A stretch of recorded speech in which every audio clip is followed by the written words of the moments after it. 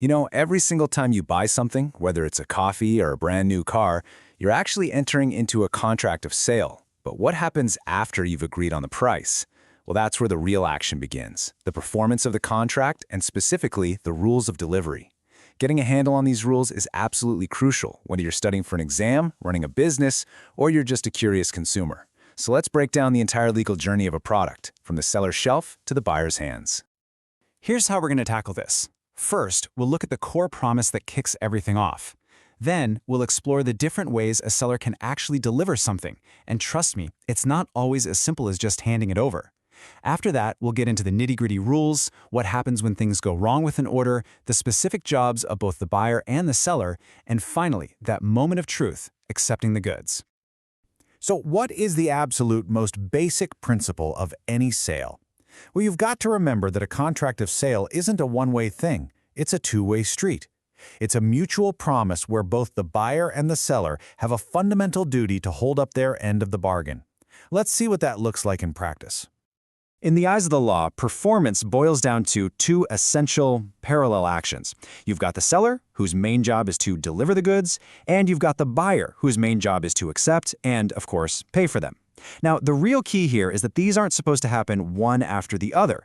They are two halves of a single transaction that are meant to happen at the same time.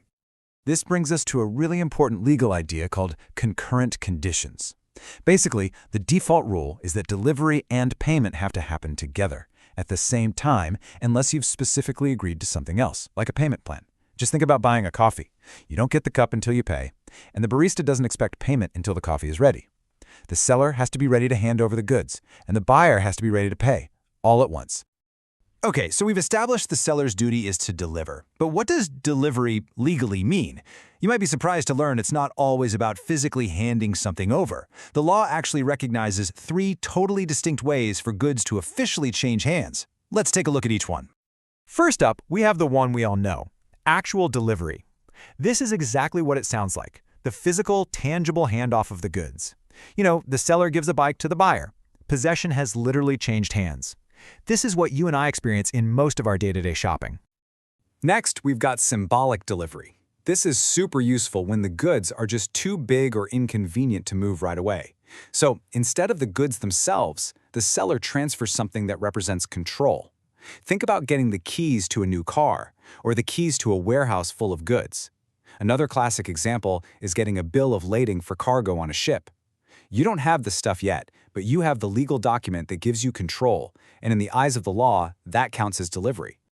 And our third type is called constructive delivery. This one's more of a legal handshake than a physical one.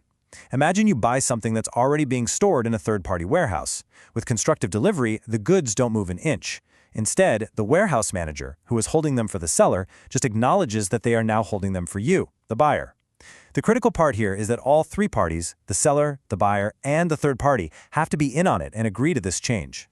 So let's do a quick recap of the three modes. Actual delivery is a physical handoff. Symbolic delivery is transferring the means of control, like the keys. And constructive delivery is a change in legal possession through a third party's say-so, without the goods moving at all. It's these different modes that make all kinds of complex commercial deals possible. All right, so we know the different types of delivery. But what about the specific rules?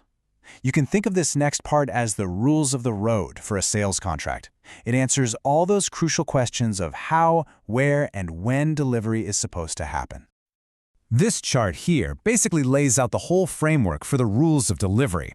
It covers everything from the place and time to who pays for what, and even what happens when the order isn't quite right.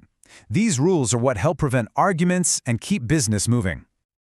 Let's hit some of the big ones. First, where does delivery happen? Well, the default rule is it happens wherever the goods are when you buy them. So if you buy a sofa from a store, the law assumes you'll pick it up there, unless you arrange for home delivery. Second, when? If you don't set a specific time, it has to be within a reasonable time. Yeah, that's a bit vague, but it really just depends on the situation.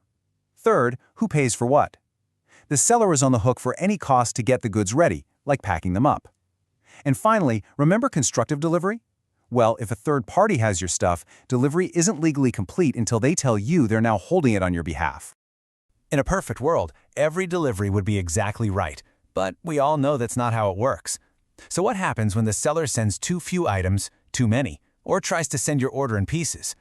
Let's dive into the legal rules for these super common and often frustrating situations. Let's make this really practical. Imagine you ordered 100 widgets for your business, but the box that shows up is just wrong. What can you legally do about it?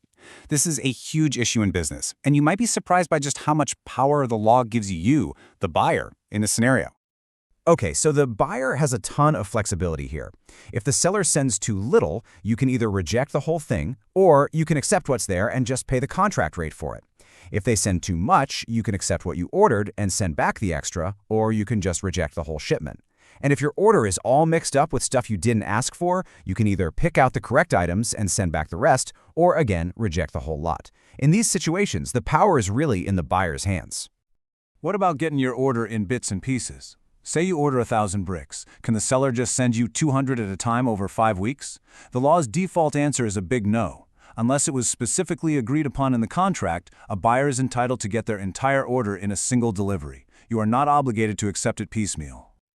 So we've got the basics down. The seller has to deliver and the buyer has to pay. But there are other duties too, especially when shipping gets involved. The law spells out specific responsibilities for both sides to make sure the process is fair and the goods are protected along the way. Let's look at this division of labor. The seller has a duty to make a reasonable contract with the shipping company. They can't just pick some super risky, cheap option that might damage the goods. And for sea shipments, they have to give the buyer enough notice so they can get insurance. Now, the buyer can't just sit back and do nothing. They actually have a duty to ask for delivery. And once the goods are ready, they need to accept them in a reasonable amount of time, or they could get stuck paying for storage fees or other costs their delay has caused. And here we are at the final step in the whole process: acceptance. This is the big moment where the buyer formally agrees that the goods are now theirs. And just like delivery, acceptance isn't always as simple as a single action. So, how does the law know if you've accepted something? Well, there are 3 main ways. First, the obvious one, you straight up tell the seller, yep, I accept these goods. Second, you can accept through your actions. If you start acting like you're the owner, say, you immediately resell the goods to someone else, then legally, that's acceptance. And third, you can accept through inaction. If you get the goods and just keep them for a reasonable amount of time without saying anything's wrong, that silence is legally seen as acceptance. But what if you have to reject the goods? Let's say they're defective or not what you ordered. This is a really important protection for buyers. You are not legally required to send them back. Your only job is to let the seller know you've rejected them. The burden is then on the seller to figure out how to come and get their stuff. That's a crucial right for you as the buyer. All right, let's boil this all down to the absolute key takeaways you need to remember. 1. Performance is a two-way street. Delivery and payment go together. 2. Delivery isn't just one thing. It can be actual, symbolic, or constructive. 3. There are clear default rules for the place, time, and quantity of delivery. 4. When the delivery goes wrong, the buyer has a lot of power and options. And 5. Acceptance can be as simple as saying so, or it can be implied by what you do, or even what you don't do.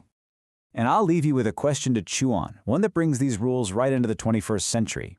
An online retailer's courier leaves a package on your porch, and a porch pirate steals it before you get home. Was that actual delivery? Or does delivery only legally happen when the package is physically put in your hands? The answer, well, it all depends on the fine print in the contract you agreed to with the seller and the carrier. It just goes to show how these old legal principles are more relevant than ever in our daily lives. Thanks for tuning in.